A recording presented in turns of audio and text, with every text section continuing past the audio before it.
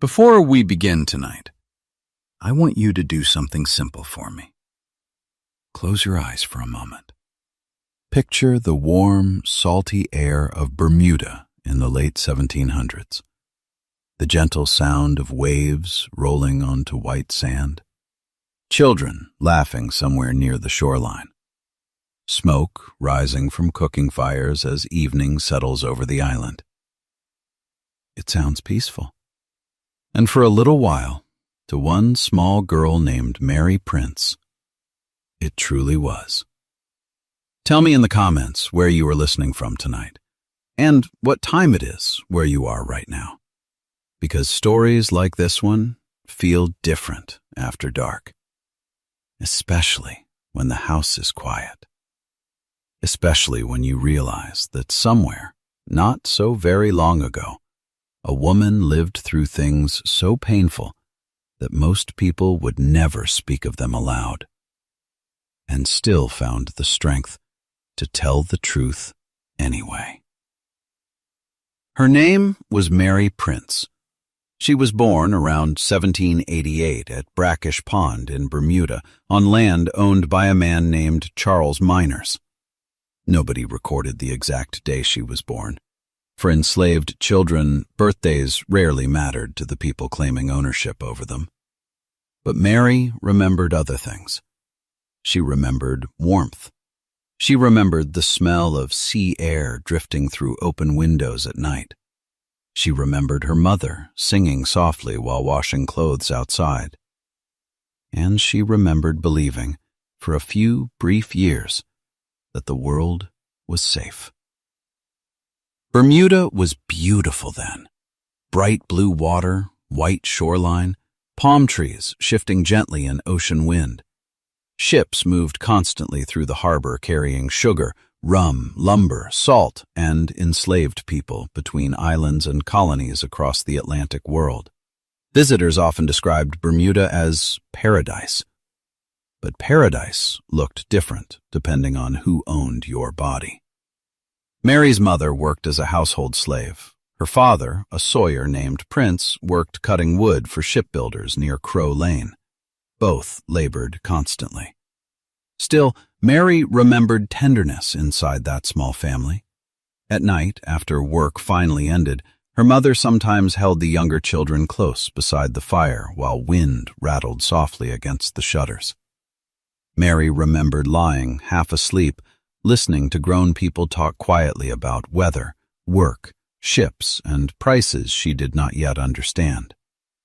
Children often notice fear before they understand it, and even in those early years, Mary sensed that adults around her carried a kind of worry that never fully disappeared. At the time, she did not know why. When Mary was still very young, old Mr. Miners died. And just like that, everything changed. The enslaved people on the property were divided among his family the same way furniture and livestock were divided. No different, no ceremony, no discussion. Mary and her mother were sent to Captain Darrell's household and given to his young granddaughter, Miss Betsy Williams. Mary later remembered those years as the gentlest period of her life. Miss Betsy was around the same age as Mary. The two children played together in the yard, chased each other near the shoreline, and carried out little household chores side by side. Sometimes Miss Betsy would hold Mary's hand while walking through town. Sometimes they slept in the same room. To a child, those moments could almost feel like friendship. But even then, small reminders existed. Miss Betsy could call for Mary whenever she wished. Mary could never refuse. And whenever visitors arrived, white adults spoke openly about enslaved people as property, even while the children stood nearby listening. A child hears more than adults realize. Mary began understanding slowly that her life belonged to other people in ways she could not control. Still, those years remained precious to her later, because kindness becomes unforgettable when the rest of your life is filled with cruelty. Mrs. Williams, Miss Betsy's mother, treated Mary more gently than many enslaved children were treated during that time. Not equal, never equal, but gentler. Mary obeyed her willingly, not simply because slavery demanded obedience, but because she sensed genuine warmth in the woman. That mattered to a child, especially a child growing up in a system built on fear. Captain Williams was different. He spent much of his time at sea working as a ship captain, and whenever he returned home, the entire household grew tense. Mary remembered hearing his boots before seeing him, heavy footsteps crossing the floorboards, doors opening sharply, his voice carrying through the house. Even Mrs. Williams seemed frightened of him sometimes. Mary noticed that, too. Children notice everything, especially children who must learn quickly when adults are dangerous. Most days, Mary's tasks were small: fetching water, sweeping floors, watching younger children, carrying messages between rooms, simple things.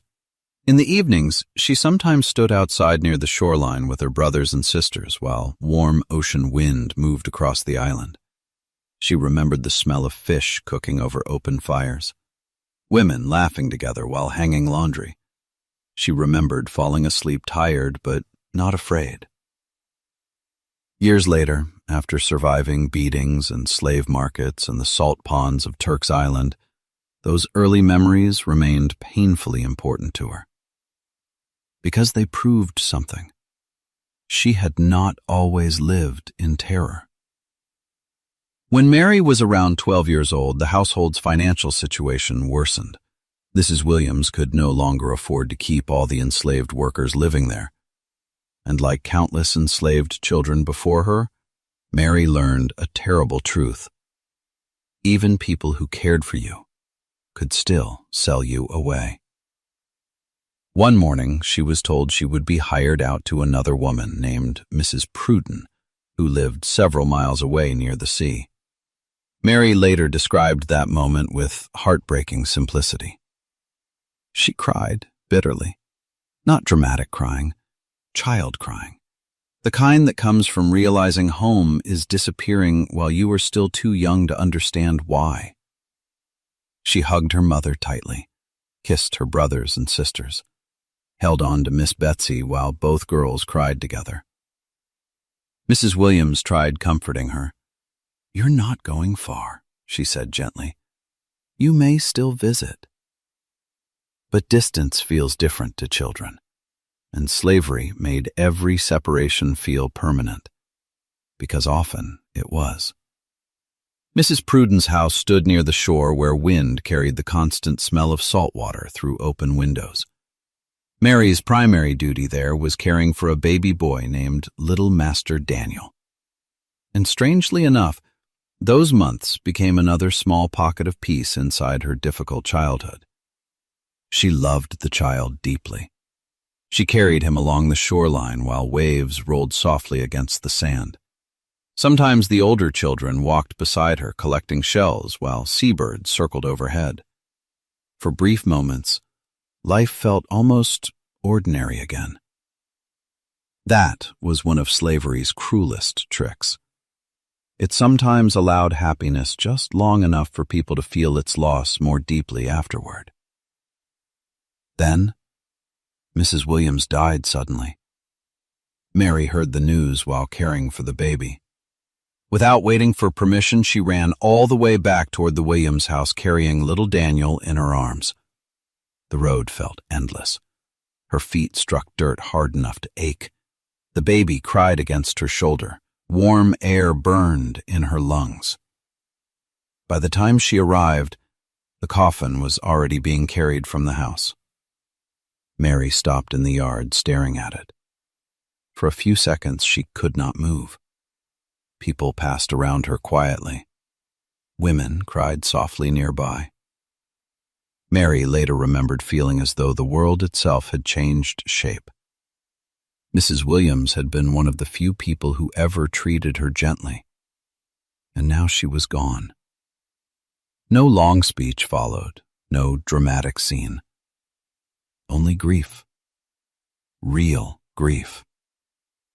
The kind that leaves people standing silently because there is nothing useful left to say. After the funeral, Mary returned to the Williams household, but the atmosphere had changed completely. Captain Williams planned to remarry. Money problems continued growing worse, and soon Mary overheard conversations she did not fully understand at first. Prices, debts, sales. Then one evening her mother sat beside her quietly after dark and explained the truth. Mary and 2 of her sisters were going to be sold. Mary later said she felt her heart turn cold hearing those words, not because she fully understood what would happen next, but because she saw fear in her mother's face. And mothers rarely allowed children to see fear unless something terrible was truly coming. The morning of the sale remained burned into Mary's memory for the rest of her life. Her mother dressed the 3 girls carefully in clean Osnaburg clothing. The fabric felt stiff against Mary's skin. Her mother's hands trembled while tying the garments. At one point, the woman stopped suddenly and began crying so hard she could barely continue dressing them.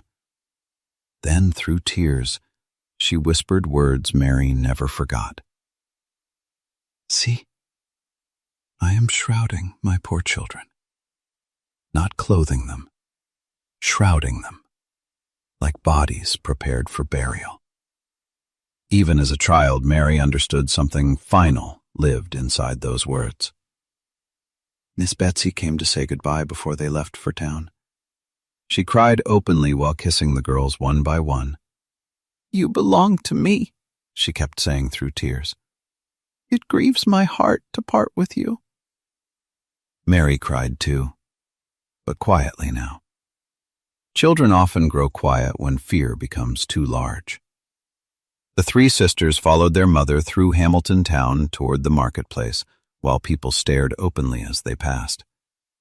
Mary remembered the heat that morning, the smell of horses and ocean water drifting together through the streets. She remembered wanting desperately to hold her mother's hand, but feeling too ashamed in front of strangers watching them. The slave market stood near a large building in town. Other enslaved people waited there already. Men, women, children. Some stood silently. Some cried softly. Some stared at the ground without expression at all. Mary's mother positioned her daughters beside a wall and folded their arms carefully across their chests. Then she stepped back and wept openly beside them. Mary never forgot the sound of it. The vendue master approached soon afterward. He spoke loudly, cheerfully almost, as buyers gathered closer. Mary remembered men studying her body while discussing her value as though she were not standing there listening. One man touched her arms. Another examined her teeth. Another turned her slowly around to inspect her height and shape. Humiliation settled into her stomach like sickness. But even then, Mary understood something important. Crying too loudly would not save her. Nothing would. The bidding began. Voices called numbers casually while Mary stood against the wall trying not to shake. Finally, the bidding stopped. She had been sold for £57. Her sisters were sold separately afterward. Different buyers, different directions. Families disappeared this way every day under slavery. Quietly, legally, publicly. Like livestock changing owners.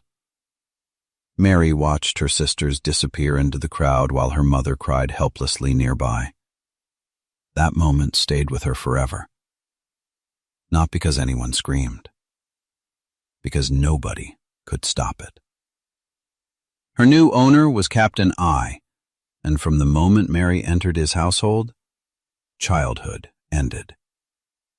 That was the last morning Mary ever stood beside all her brothers and sisters together. Mary later said that her real suffering began the day she entered Captain I's house, not because the place looked frightening. It did not. From the outside, the property appeared ordinary enough. White walls, open yard, animals moving through the pasture, laundry drying in ocean wind. Like many homes in Bermuda at the time. That was part of slavery's horror. Terrible things often happened in places that looked perfectly normal from the road. Captain I lived at Spanish Point with his wife and children. Mary remembered him as a difficult man, but it was Mrs. I who truly frightened the household. Years later, Mary still described the woman clearly in her mind. Tall, heavy-set, dark brows always drawn tight with irritation. She was not the kind of person who screamed constantly or behaved wildly. That would have been easier to understand. Mrs. I's cruelty felt colder than that, more routine. She punished people the same way other women corrected household mistakes, calmly, automatically, without hesitation. That frightened Mary more than shouting ever could, because it meant mercy rarely entered the woman's thoughts at all. Mary's workload increased immediately. She was still very young, but childhood no longer mattered inside that house. Every day followed nearly the same pattern. Morning work, night work, washing, cooking, cleaning, carrying water, rocking children to sleep. Then waking before sunrise to begin again. There was never enough rest, never enough food, and never enough time to recover from punishment before more work arrived. Mary's hands became rough quickly. Her fingers cracked from soap and salt water. Her shoulders ached constantly from lifting heavy buckets. At night, her legs throbbed so badly she sometimes woke from pain while sleeping on the hard floor. But exhaustion itself could become dangerous. Mrs. I hated signs of fatigue. If Mary moved too slowly, she was beaten. If she looked tired while holding a child, she was beaten. If she fell asleep accidentally beside the kitchen fire after midnight washing, she was beaten again for laziness. Mary learned quickly that the body could continue functioning long after the mind begged it to stop. 2 little slave boys also lived in the house, Cyrus and Jack. Cyrus was a mixed-race child purchased as an infant. Jack had been brought from Africa while still very young. Mary remembered both boys, constantly afraid.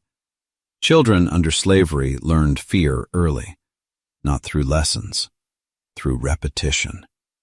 Footsteps in hallways, raised voices, belts unfastening, doors opening too hard. The body learns danger before language can explain it. Mary often watched Mrs. I strike the boys for things no child could fully control. Spilling water, crying too loudly, dropping dishes, moving too slowly. Sometimes there seemed to be no reason at all. The beatings happened so frequently that eventually silence became more frightening than noise, because silence usually meant someone was waiting to be punished next. At night, Mary could hear crying through the walls long after the house became dark. Sometimes Cyrus, sometimes Jack, sometimes grown adults trying unsuccessfully to muffle pain. The sounds drifted softly through the rooms while ocean wind rattled the shutters outside. Mary lay awake listening, too frightened to move, too tired to sleep deeply. Fear changes sleep. A person learns to wake quickly, lightly. Every sound matters. Every footstep matters more. Still, even inside that house, Mary remembered moments of human kindness. Small moments. The kind people cling to when larger hope disappears. Sometimes one enslaved woman quietly saved extra food for another. Sometimes someone warmed water for swollen hands after work. Sometimes tired people sat beside each other in silence, simply because being alone felt worse. Those small acts mattered, because slavery depended on convincing people they were alone in suffering. quiet kindness, resisted that. The hardest working person Mary ever knew was a woman named Hetty. Hetty had been captured during privateering and forced into slavery years earlier. Mary remembered her as strong, fast-moving, and constantly exhausted. From before sunrise until deep into evening, Hetty worked almost without stopping, milking cows, feeding animals, preparing meals, carrying water, cleaning, cooking, mending, moving from one task directly into another. Mary rarely saw her sit down. Even while heavily pregnant, Hetty continued working through pain and exhaustion because stopping invited punishment. The house depended heavily on her labor, and like many enslaved women, she was expected to continue functioning no matter what happened to her body. One morning, a cow broke loose after slipping its rope in wet grass. It was a small mistake, an ordinary accident, but inside Captain I's household, small accidents often became disasters. When Captain I discovered the escaped animal, rage spread across the yard immediately. Mary remembered hearing shouting before she even understood what happened. Hetty tried explaining. The rope had slipped, the animal startled. She had chased after it immediately. None of it mattered. Captain I ordered her stripped naked in the yard. Mary later said the memory never fully left her. Not because the beating itself was unusual, beatings were common, but because everyone watching understood Hetty's condition. She was pregnant, far along enough that the child inside her visibly moved beneath the skin. Still, Captain I and his wife tied her to a tree and whipped her together. Not quickly, not once or twice, again and again, while Hetty screamed for mercy. Mary remembered blood running down the woman's legs into the dirt. She remembered the sound of the whip more than anything else. The sharp crack through open air. Then silence. Then another strike. No one intervened. No one could. Enslaved people under slavery often witnessed terrible things they were powerless to stop. That helplessness damaged people deeply, sometimes more deeply than the physical violence itself. Hetty gave birth prematurely soon afterward.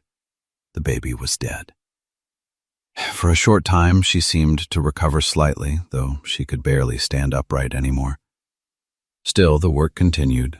Still, the beatings continued. Mary later said Hetty's body began swelling horribly after that. Fluid gathered beneath the skin. Her movements slowed. Breathing became difficult. Eventually, she collapsed completely. A mat was placed near the kitchen where she lay in constant pain while household work continued around her. Mary sometimes brought water quietly when Mrs. I was not watching. Hetty rarely spoke much by then. Mostly she groaned softly or stared upward without expression. The smell of sickness filled the room. One evening, water burst suddenly from Hetty's body while she cried out in agony. By morning, she was dead. Mary never forgot how quickly the household moved on afterward. The mat was removed, the kitchen cleaned, work resumed. Another enslaved woman replaced Hetty's labor by the following day. That was slavery. Even death barely interrupted productivity.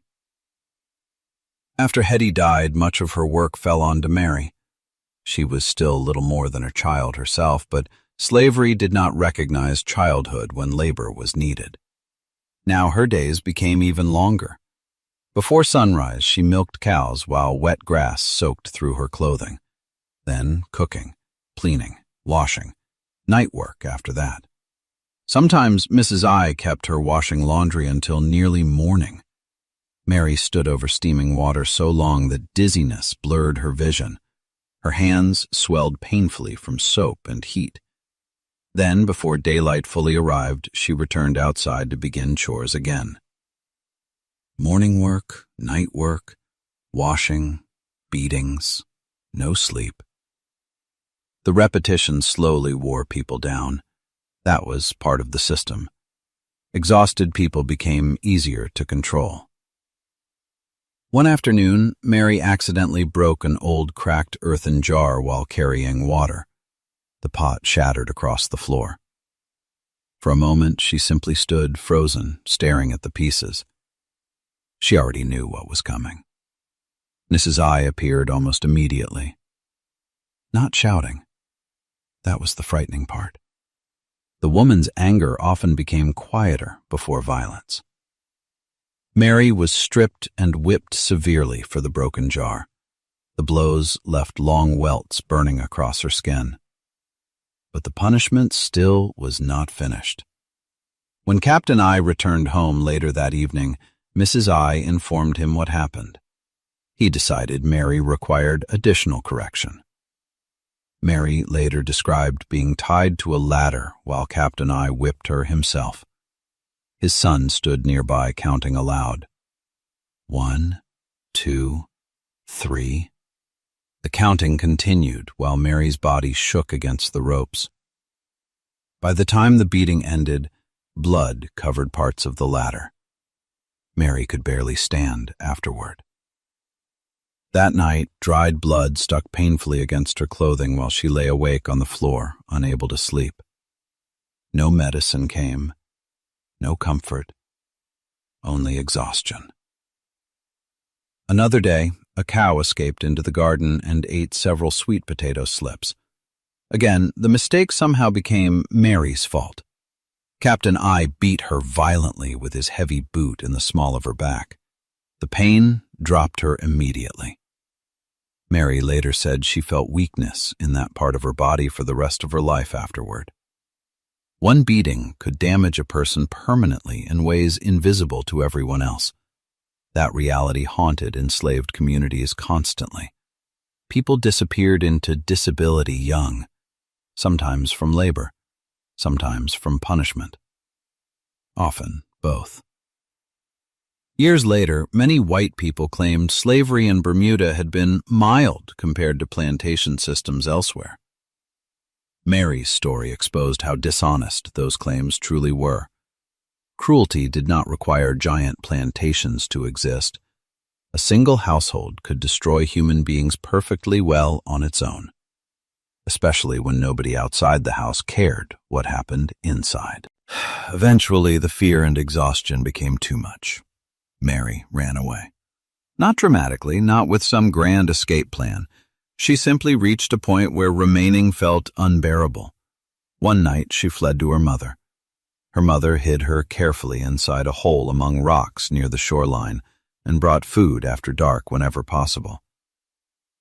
For a little while, Mary experienced something close to safety again. Not comfort, but temporary safety. She could hear ocean waves nearby while hiding in the rocks.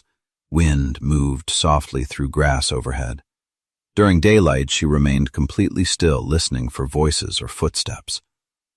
At night, her mother visited, quietly carrying scraps of food, and whispered updates about the search. Mary later remembered how frightened her mother looked during those meetings. Not angry, terrified. Because under slavery, helping a runaway endangered everyone connected to them. Still, she helped her daughter anyway. That mattered. But hiding could not last forever. Runaways rarely possessed resources long enough to survive alone. Eventually, Mary's father found her. Accounts differ slightly on exactly what happened next, but the result remained the same.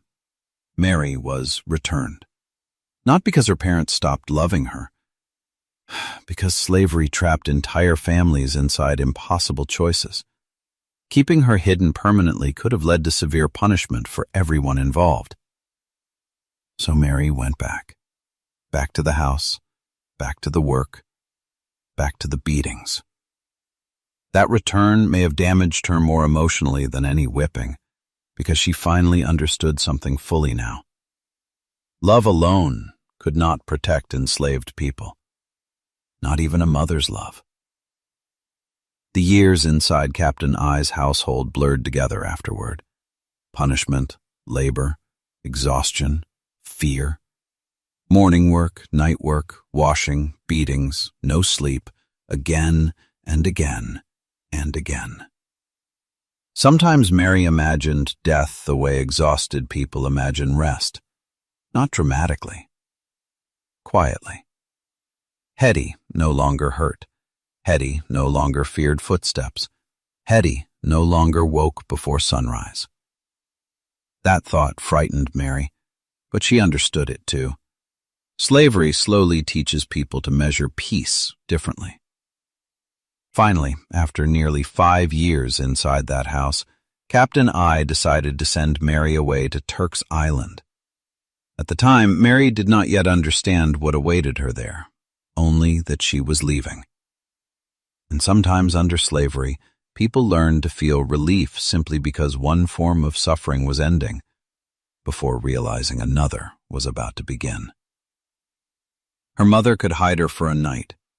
She could not protect her from slavery. When Captain I finally sent Mary away from Bermuda, she believed her suffering might lessen. People under slavery often hoped that way.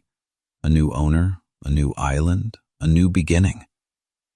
Sometimes hope was the only thing exhaustion had not completely destroyed. But the voyage to Turk's Island carried Mary toward something even worse. The journey lasted nearly 4 weeks. The ship was crowded, damp, and filthy. Food ran low quickly. Water smelled stale after days trapped in barrels beneath heat. By the 2nd week, hunger had become constant. Not sharp hunger anymore. Heavy hunger, the kind that weakens arms and slows thought. Mary later remembered feeling dizzy much of the time while waves rolled endlessly beneath the ship. Some nights she slept curled against rough wood, listening to people cough in darkness around her. Other nights she stayed awake staring upward while the vessel creaked through black ocean water. The smell below deck never disappeared. Salt, sweat, wet clothing, rotting food, human sickness. There was very little privacy anywhere, very little air. A kind black man named Anthony noticed Mary growing weaker during the voyage. He and his wife quietly shared some of their own food with her whenever possible. Small portions, a little cornmeal, a little bread. Not enough to satisfy hunger, but enough to keep her standing. Mary remembered that kindness for the rest of her life. Because people who possessed almost nothing still found ways to help each other survive. When Turk's Island finally appeared in the distance, Mary first noticed the brightness. Not beauty, brightness. The white glare of the salt ponds reflected sunlight so fiercely it hurt her eyes even from far away. The island itself looked dry and harsh compared to Bermuda. Less green, less shade, less softness anywhere. Wind carried the smell of salt constantly. It settled into skin and clothing until people stopped noticing it entirely. Mary was sold there to a man named Mr. D, one of the owners connected to the salt business. And almost immediately, she understood something terrible. This work was designed to destroy the body. The labor began before sunrise, every day. No exceptions. Workers woke around 4 in the morning while darkness still covered the island. The air at that hour felt cool briefly. That was the only relief they received all day. By sunrise, enslaved workers were already knee-deep in salt water, raking heavy crystals into piles beneath growing heat. The work looked simple from a distance. It was not. Salt cut skin constantly. Tiny cracks opened across feet and ankles after hours standing in brine. Then the salt entered those wounds, burning, eating deeper, preventing healing. Day after day. Mary later said the pain became difficult to describe properly because eventually every step hurt all the time. Some people's feet swelled so badly they could barely fit inside rough shoes. Others worked barefoot because cloth rubbing against open sores hurt even worse. Still, the labor continued. Work before sunrise, work through noon, work after dark. Again and again. The heat became unbearable by midday. Sunlight reflected upward from the white salt so intensely it felt like standing inside fire. Workers wrapped cloth around their heads when possible, but little protection existed against that kind of heat. Sweat poured constantly from their bodies, then dried almost immediately beneath the sun. The skin on Mary's arms blistered badly during her first months there. Her lips cracked open from thirst. Sometimes dizziness hit so suddenly she feared collapsing directly into the salt ponds. But collapse often led to beatings, so people learned to continue moving even while barely conscious. At noon, they received food, boiled Indian corn usually, nothing more. Workers swallowed it quickly while sitting in small patches of shade if any could be found. Then back into the ponds again. There was never enough time for proper rest, never enough food to recover strength fully. The labor depended on exhaustion. Tired people stopped resisting eventually, at least physically. The worst injuries happened slowly. That made them more frightening. Mary watched small cuts turn into swollen infections, watched feet split open deeper each week, watched older workers limp more heavily until eventually they could barely walk at all. The salt entered every wound, every crack in the skin. Some people wrapped rags around their legs at night only to wake with dried fabric stuck painfully against raw flesh by morning. Flies gathered constantly around infected cuts. The smell of open wounds mixed with salt air beneath the heat. After several months, Mary realized she had stopped reacting emotionally to seeing blood. That frightened her privately. But emotional numbness became another survival skill there. People could not remain horrified every hour of every day. The body would not survive it. So the mind adapted. Or tried to. At night, the workers still were not finished. After hours inside the ponds, they hauled salt into barrels and pushed heavy loads through soft ground while muscles screamed from exhaustion. Then came washing, preparing food, pounding corn. Only after all of that could they finally sleep. And even sleep barely deserved the name. Workers lay on bare boards inside narrow stalls crowded close together. No mattresses, no comfort. Mary later described sleeping like cattle. Sometimes she woke unable to straighten her fingers properly because her hands cramped around invisible tools even during sleep. Other nights, pain in her feet throbbed so hard she stayed awake, staring into darkness, listening to people breathe around her. Morning always arrived too quickly afterward. Then work began again. Work before sunrise, work through noon, work after dark. Again. One of the older enslaved men there was called Old Daniel. He limped badly from an earlier injury and could no longer move quickly through the ponds. That made him a frequent target for punishment. Mr. D believed pain increased productivity. Many slave owners did. Mary remembered watching Daniel beaten repeatedly with rough briar rods whenever he slowed. The rods tore skin unevenly, not clean cuts, jagged wounds. Then salt entered those wounds while he continued working. One day Mary saw him afterward sitting alone beside the pond edge, trying unsuccessfully to pull dried blood from cracked skin with shaking fingers. Flies gathered around his legs continuously. Eventually, infection spread badly enough that maggots appeared inside some wounds. Still he worked, or tried to. No doctor came. No treatment beyond crude bandages when available. Labor mattered more than bodies. Bodies could always be replaced. Another enslaved man named Ben suffered even worse. Ben was accused of stealing a little rice, not much, just enough food to quiet hunger briefly. For that, he was hung up and beaten publicly. Workers were often forced to witness punishments like these. The system depended partly on fear spreading through observation. Mary remembered Ben struggling weakly against ropes while the beating continued. But what stayed with her most happened afterward. Mr. D's son approached carrying a bayonet. Young, well-fed, barely more than a boy himself. Without warning, he stabbed the blade directly through Ben's foot. Not during rage, not during confusion. Calmly, like someone amusing himself. Ben screamed so loudly that even workers farther down the ponds stopped moving for a moment. Mary never forgot that sound. Years later, she still remembered it clearly, because some sounds enter memory permanently.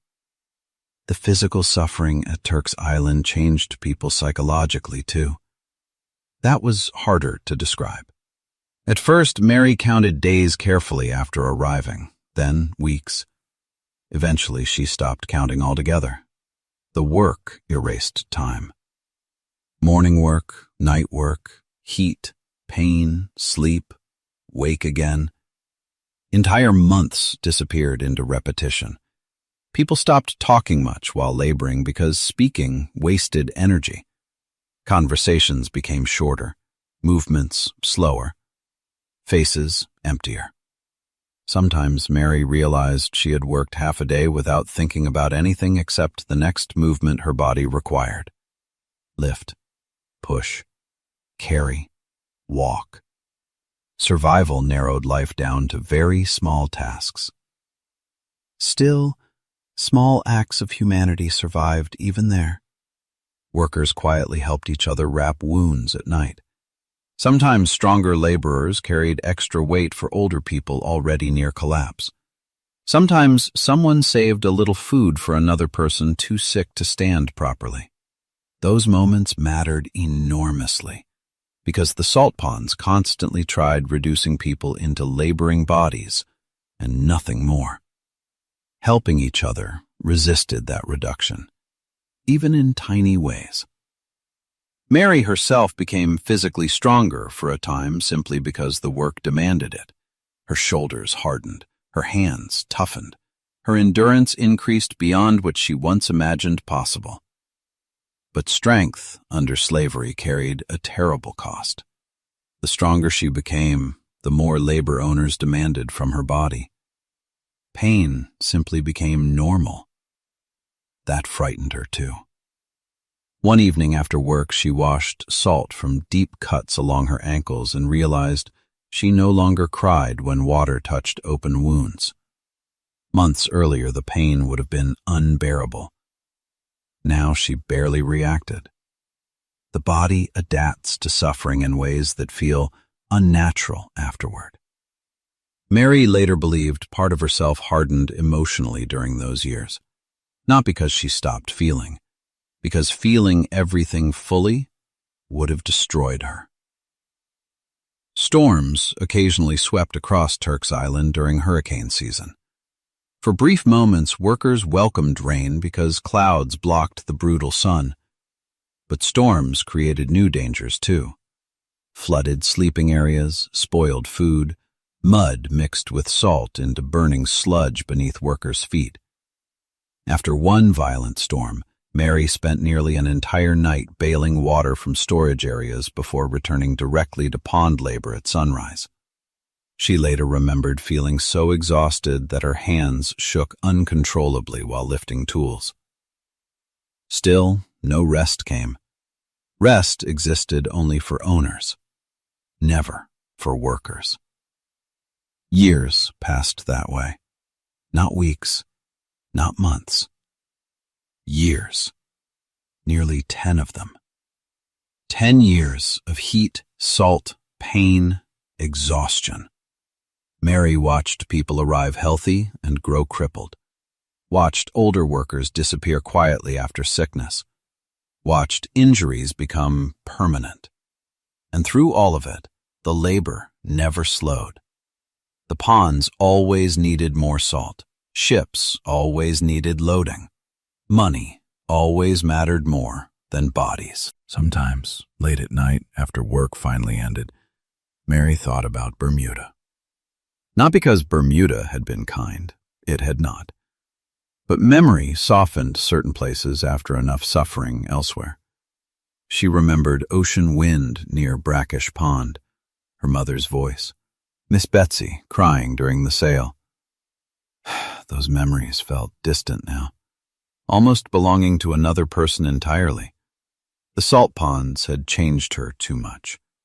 The girl who once played barefoot near the shoreline no longer existed. Something harder had replaced her. Not stronger, exactly, just more used to pain. Eventually, Mr. D retired from Turk's Island and prepared to return to Bermuda. Mary was taken with him. When she first heard the news, relief hit her so suddenly she nearly cried. Not joy, just relief. Leaving the ponds meant survival. Many people never left. Many died there, slowly, beneath the sun, while ships carried salt away across the ocean. Mary carried the scars with her afterward.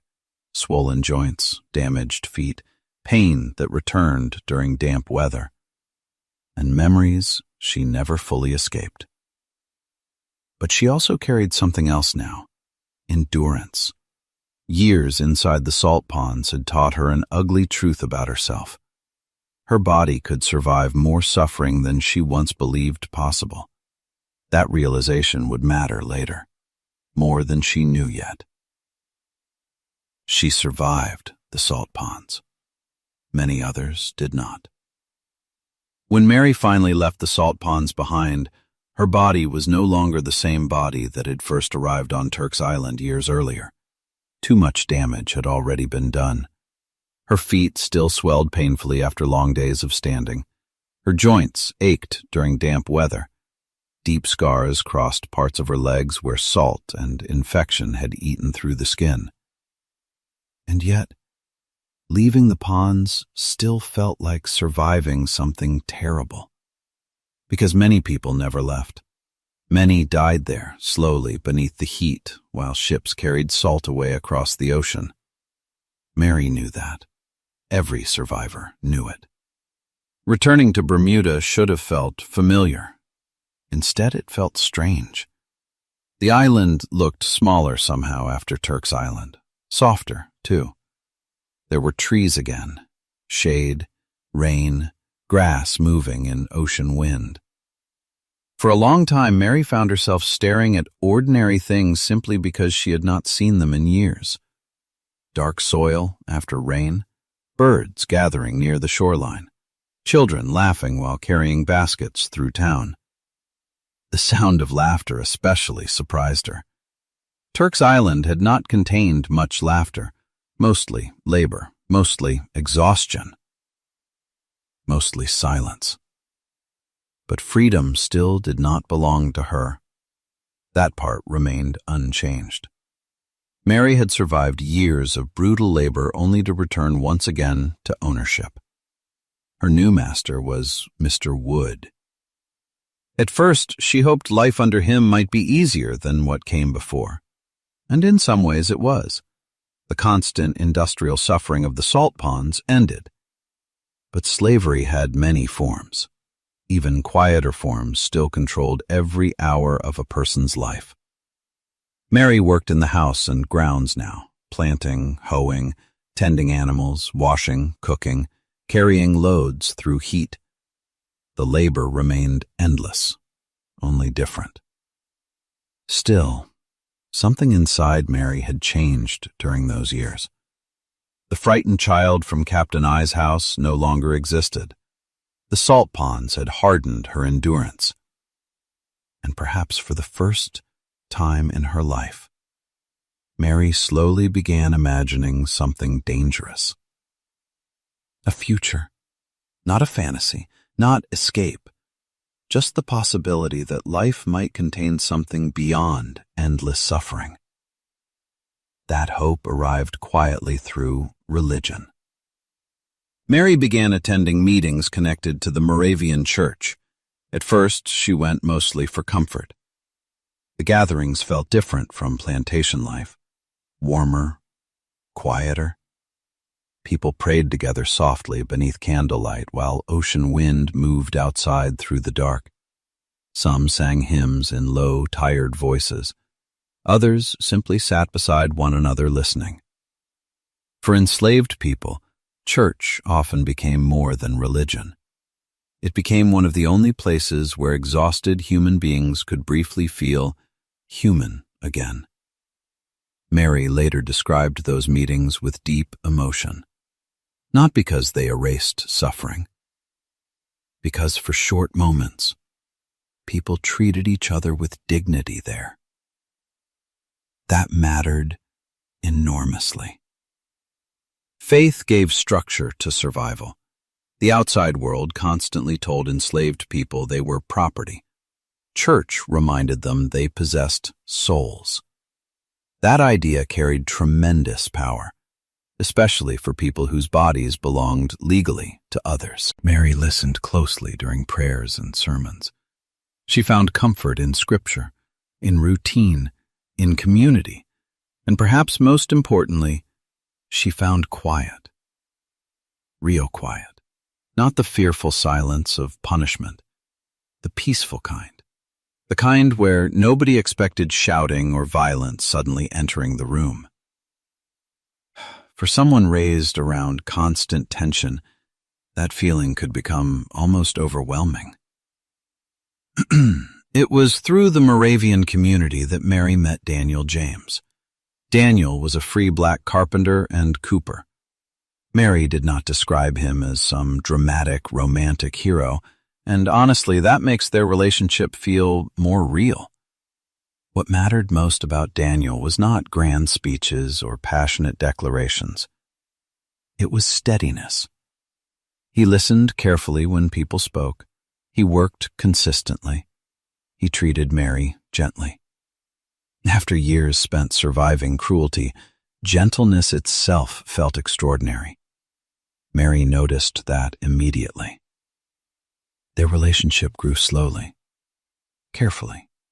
Life under slavery left little room for carefree romance. Every relationship carried practical fears with it. Separation, punishment, sale. Still, Daniel continued visiting whenever possible.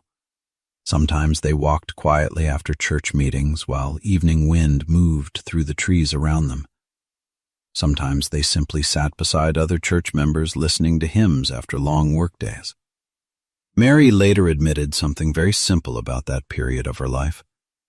For the first time in years, she felt calm beside another person. That line says almost everything. Not excitement, not fantasy. Calm. For someone who spent years expecting violence, calm could feel revolutionary. Daniel wanted marriage. Mary hesitated at first, not because she disliked him, because slavery made trust difficult. Promises disappeared constantly under slavery. Families disappeared too. Still, Daniel remained patient, steady. Eventually, Mary told him she would only marry him if he joined the Moravian Church with her. He agreed. Not dramatically, just sincerely. That mattered more. Their marriage took place around Christmas of 1826 inside the Moravian chapel. Mary later remembered the warmth of candles inside the church, the quiet voices, the hymns. The feeling of standing before people who wished them well instead of wishing to control them. For a little while, happiness entered her life carefully again. Not perfect happiness, not freedom, but something close enough to feel dangerous. Because slavery often punished joy, especially joy enslaved people created for themselves. Mr. Wood and his wife reacted badly to the marriage almost immediately, especially Mrs. Wood. Mary later believed the woman felt personally insulted by the idea that an enslaved woman had married without permission. That reaction revealed something ugly about slavery itself. Slave owners did not merely want labor. They wanted control over emotional lives, too. Marriage represented independence, choice, human dignity, all things slavery tried to weaken. Mrs. Wood began treating Mary more harshly afterward. Threats increased, insults increased, punishments became more frequent. Sometimes the woman spoke as though Mary's marriage itself were an act of rebellion. In truth, perhaps it was. To build love under slavery required courage. Still, Mary and Daniel tried building a life together as best they could. Small moments mattered. Sharing meals, walking after church, talking quietly in the evenings. Normal things. But normal things become precious when the world constantly tries taking them away.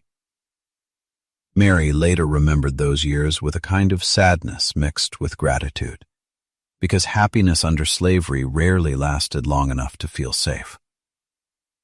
Around this time, Mary also began thinking more seriously about freedom itself. Not abstract freedom, legal freedom, manumission, the possibility of buying her release. Some enslaved people managed this occasionally through savings, church assistance, or negotiations with owners. Difficult, rare, but not impossible. That possibility became hope. Dangerous hope. Mary worked harder trying to save what little money she could. Daniel helped when possible too. Church members quietly encouraged her. For the first time in her life, freedom no longer felt like a fantasy belonging only to other people. It felt close enough to imagine. And that closeness made later betrayal far more painful. Eventually, discussions began with the Woods about purchasing Mary's freedom. At first, there seemed to be possibility, enough possibility that Mary allowed herself to believe. That was the dangerous part. She imagined living openly with Daniel, working for herself, choosing her own movements, owning her own labor. Simple human rights.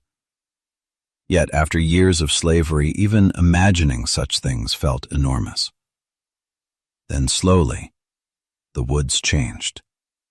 Excuses appeared first, delays, avoidance, new conditions, then outright refusal. Mary realized gradually that her owners did not truly intend releasing her at all, not because freedom lacked value, because control did.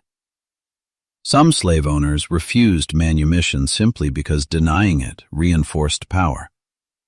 That realization devastated Mary emotionally, not loudly, quietly. The worst betrayals often arrive quietly. She later described feeling trapped between hope and despair during those years, close enough to freedom to taste it, still unable to reach it. That kind of suffering differs from hopelessness. Hopeless people expect nothing. Mary had begun expecting life, and each refusal pushed that life farther away again. Around the same time, her physical condition worsened. Years of labor in the salt ponds had permanently damaged her health. Rheumatism spread through her joints painfully. Swelling returned often. Long hours of washing or carrying loads left her exhausted faster than before. Some mornings she struggled simply standing upright after waking. Still, the work continued. Slavery did not pause for illness, especially illness caused by slavery itself. Mrs. Wood often accused Mary of laziness whenever pain slowed her movements. That cruelty cut deeply because Mary had spent her entire life working beyond exhaustion already. Yet under slavery, Suffering itself often became evidence used against the sufferer. Church remained Mary's emotional refuge during those years. Prayer meetings gave her structure when hope became unstable. She listened carefully to Scripture promising dignity and freedom before God. Those words mattered, especially because the outside world constantly denied both. Sometimes after meetings ended, people lingered quietly talking beneath the night sky while lantern light flickered softly around the churchyard. Mary remembered feeling peaceful during those moments, not free, but peaceful.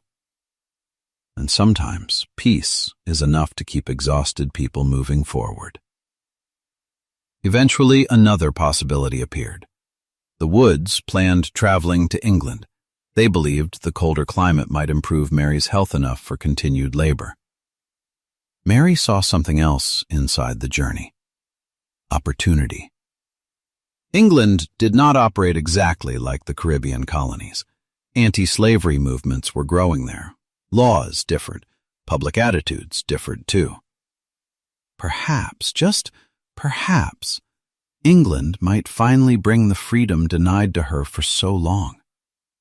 That fragile hope traveled with her onto the ship.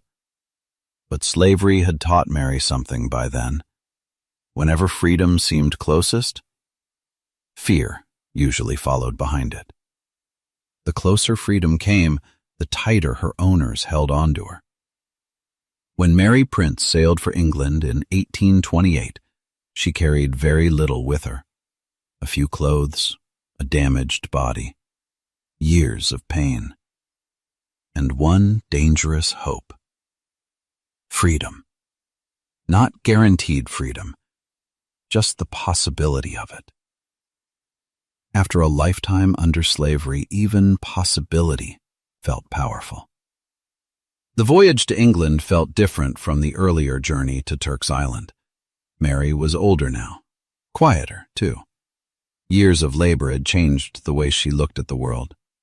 She no longer expected kindness easily, no longer trusted hopeful feelings completely. Still, as the ship crossed the Atlantic, she found herself imagining life beyond ownership. Sometimes, late at night, she stood near the railing listening to waves strike the hull while cold wind moved across dark water. England waited somewhere ahead beyond the horizon, a country she had never seen, a country where slavery itself was increasingly questioned. For the first time in years, Mary allowed herself to imagine living openly as a free woman beside Daniel someday. That thought frightened her almost as much as it comforted her, because slavery had taught her that hope could disappear quickly. England shocked her immediately. The cold first, cold unlike anything she had experienced in Bermuda or Turk's Island. Gray skies, wet streets, smoke hanging over the city air. London felt enormous, crowded, noisy. Wagons rattled across stone roads constantly. Church bells echoed through narrow streets. Thousands of strangers moved past one another every day without speaking. Mary later admitted she often felt overwhelmed simply walking outside. But there was something else too, something difficult to explain at first. In England, white people did not automatically look at black people the same way they did in the Caribbean. Not everywhere, not perfectly. Racism still existed deeply, but slavery itself did not shape daily life in quite the same open way. Mary noticed small differences immediately. Free black people walked the streets openly. Some owned businesses. Some attended church freely beside white congregations. These things startled her. After a lifetime in slave societies, simple independence looked almost unreal. Still, Mary herself remained trapped. The Woods continued treating her as property, despite being in England. And her physical condition worsened badly. Years inside the salt ponds had permanently damaged her health. Rheumatism spread through her joints until movement itself became painful some mornings. Her hands swelled frequently. Her legs ached constantly. Long hours standing left her exhausted quickly. Yet Mrs. Wood still forced her into hard labor, washing heavy clothing in steaming water, scrubbing floors, carrying loads up narrow staircases. Sometimes Mary worked bent over tubs so long that pain shot through her back and shoulders until her vision blurred. When she complained, sympathy rarely followed. Instead, Mrs. Wood accused her of laziness. That accusation wounded Mary deeply, because nobody who knew her life honestly could call her lazy. She had survived labor most people could barely imagine. Still, under slavery, pain itself often became treated like disobedience. The emotional isolation hurt almost as much as the physical suffering. Daniel remained far away in Antigua. Mary had no family nearby, no real home, no certainty about the future. Some evenings she sat alone after work listening to rain strike the windows while homesickness settled heavily over her. She missed ocean wind, church voices from Bermuda, the familiar accents of home. Even painful homes can still feel like home. That contradiction haunted many formerly enslaved people later in life. The Woods sometimes threatened to send Mary back to the Caribbean whenever arguments arose. That threat terrified her. Returning south meant returning fully into colonial slavery systems again, and Mary knew exactly what awaited there. Hard labor, punishment, ownership, until death. She had escaped the salt ponds physically. She did not believe her body could survive another place like that. Eventually, tensions inside the household grew unbearable. Mary's health worsened. Arguments increased. Mrs. Wood's treatment became harsher. Then, finally, after years of service, Mary reached a breaking point. She left. Not triumphantly, not dramatically. Quietly. One day she simply walked away from the Woods household, knowing she might never safely return. That decision changed everything, and terrified her. Because leaving also meant uncertainty. Mary was now sick, unemployed, alone in a foreign country, and technically still considered enslaved property by her owners. Freedom without safety can feel frightening at first, especially to someone who spent an entire life under control. For a short time, Mary's life became painfully unstable. She struggled finding steady work because of poor health. Money disappeared quickly. Some nights, fear kept her awake, wondering whether she would be forced back onto a ship and sent south again. The loneliness during that period affected her deeply. People often imagine freedom arriving with celebration. In reality, freedom sometimes arrives carrying confusion, grief, and exhaustion, especially when a person has lost nearly everyone they love along the way. Mary missed Daniel constantly. Letters traveled slowly across the Atlantic, sometimes not at all. Distance under slavery separated people not only physically but emotionally too. Mary understood there was a real possibility she might never see her husband again. That pain stayed with her quietly every day afterward. Eventually, help arrived through the Anti-Slavery Society and Moravian connections in England. These groups had begun gathering testimonies from formerly enslaved people to expose the realities of slavery throughout the British colonies. At first, Mary hesitated. Speaking publicly carried risk. Slave owners often destroyed reputations of enslaved people who criticized them, and Mary had spent her entire life learning survival through caution. Still, she also understood something important.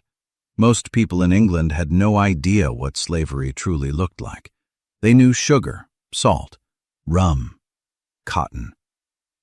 They did not know the whip, the swollen feet, the families sold apart, the exhaustion, the fear. Mary knew those things because she had lived them. Eventually, she agreed to tell her story, not as literature, not as performance, simply as truth. A woman named Susanna Strickland helped write down Mary's narrative, while abolitionist Thomas Pringle edited and prepared it for publication. Mary spoke plainly during those sessions. That simplicity became one of the narrative's greatest strengths. She did not sound like a politician, or an academic, or a preacher. She sounded like someone remembering real pain. And that honesty carried enormous emotional power. When The History of Mary Prince was published in 1831, it shocked many readers across England. Because, for perhaps the first time, large numbers of British readers encountered slavery described directly by a black woman who survived it herself, not summarized by missionaries, not softened by plantation owners, described by the person beaten, sold, worked, humiliated. Readers encountered details difficult to ignore: the salt ponds, Hetty's death, families torn apart, women whipped while pregnant. Some people reacted with horror immediately. Others refused, believing such cruelty existed inside British colonies at all. That reaction angered Mary deeply, because doubting survivors was another form of cruelty. Still, the book spread widely. People discussed it in churches, newspapers, political meetings. And suddenly, after a lifetime spent being ordered silent, Mary's voice traveled farther than the voices of many wealthy men. That mattered. The Woods reacted furiously, especially Mr. Wood. He accused Mary of lying, immorality, ingratitude. Letters appeared attacking her character publicly. This was common whenever formerly enslaved people spoke openly. Slave owners understood something dangerous about testimony. Facts could be denied, statistics ignored, but personal stories reached people emotionally. Mary's voice threatened the comforting lies many British readers preferred believing about colonial slavery. So her owners tried destroying credibility instead. Still, the narrative survived, because too much of it felt painfully human to dismiss completely. Mary herself did not become rich or famous from publication. That part is important. This was not a fairy tale transformation. She still struggled financially, still battled illness, still lived with loneliness and uncertainty. But something fundamental had changed. For the first time in her life, people with power were listening to her words instead of commanding her body. That difference mattered enormously. In later years, Mary continued attending church faithfully and worked honestly whenever health allowed. Accounts from people who knew her described a woman deeply religious, dignified, and emotionally resilient despite everything she survived. But grief remained part of her life too. She never reunited with Daniel James. That loss stayed with her always. Historians still do not know exactly why reunion became impossible. Distance, money, colonial restrictions, timing. Probably all of them together. Slavery separated families so thoroughly that even freedom sometimes arrived too late to repair the damage. Mary understood that better than most. Her health continued declining throughout the early 1830s. Years of brutal labor had permanently weakened her body. Pain remained constant. Movement grew harder. Exhaustion deeper. Yet people who met her during that period often remarked on something surprising: her calmness. Not bitterness, exactly, not theatrical anger. Just calm dignity.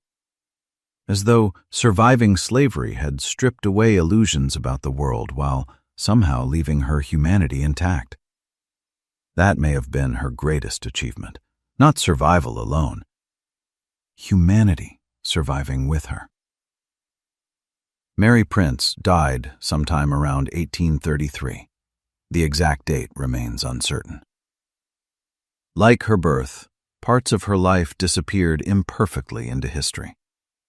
That feels painfully fitting somehow. So many enslaved people lived and died without proper records, without graves carefully preserved, without photographs, without monuments. But Mary left something behind stronger than records. Her testimony, her voice. And once spoken publicly, that voice became impossible to erase completely. Today, historians consider the history of Mary Prince one of the most important first-person accounts of slavery ever published by a black woman. Not because it contains dramatic adventure, not because it ends happily, but because it sounds true, exhausted, honest, human. Mary never tried turning suffering into poetry. She simply described what slavery did to bodies and families and minds.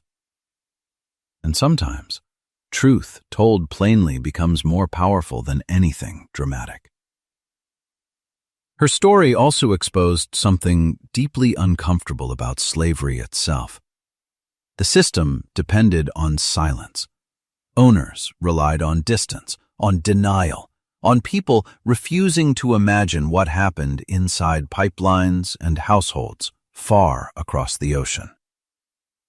Mary disrupted that silence. A woman once treated as property forced an empire to hear her speak. That mattered historically. But it mattered emotionally, too. Because after everything slavery took from her, it never fully took her voice. When people remember Mary Prince today, they often focus on endurance, and rightly so. She endured beatings, disease, exhaustion, separation, humiliation, loss. But endurance alone is not the full story.